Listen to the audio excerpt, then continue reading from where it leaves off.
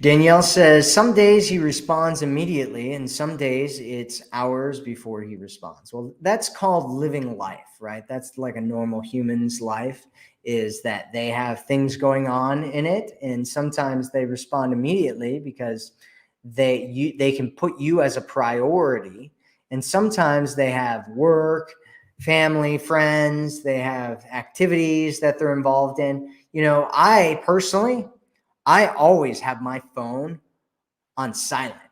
And so I don't know if somebody could be texting me. I get these calls from like businesses and stuff, and they're like, yeah, I tried calling you a bunch of times, and I'm like, my phone is always on silent. Like, if the only way that we can get a hold of each other is you calling me, then we need to have an appointment set where we're planning on talking to each other at this time. Because if you're just going to call me and expect that I'm going to pick up the phone, the likelihood chance of me doing that is pretty close to none, because I'm always doing something. I'm working, I'm spending time with people, I'm going out and doing stuff, I'm traveling, I'm doing all kinds of different things.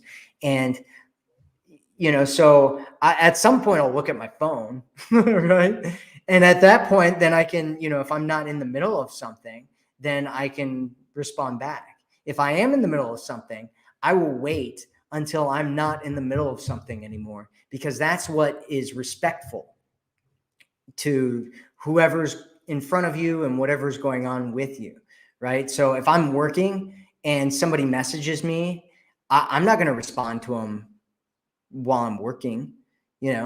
I'll wait until I have a break and then I'll respond to them or something like that, right? Because that's life, right? That's priorities that are going on. And so that's totally normal behavior, Danielle. Like, that's not weird.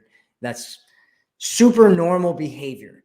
It's weird if somebody's constantly responding immediately, right? That's like that means that they really, really highly value and prioritize somebody over everything else that's going on in their life, right? Which for most people, men and women, if you do that with them, they're going to be like, why does this person prioritize me so high? They're going to think this subconsciously, and they're going to feel like there's something a little bit weird or off with you.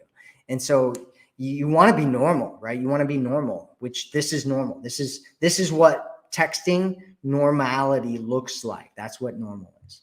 So I hope that makes sense.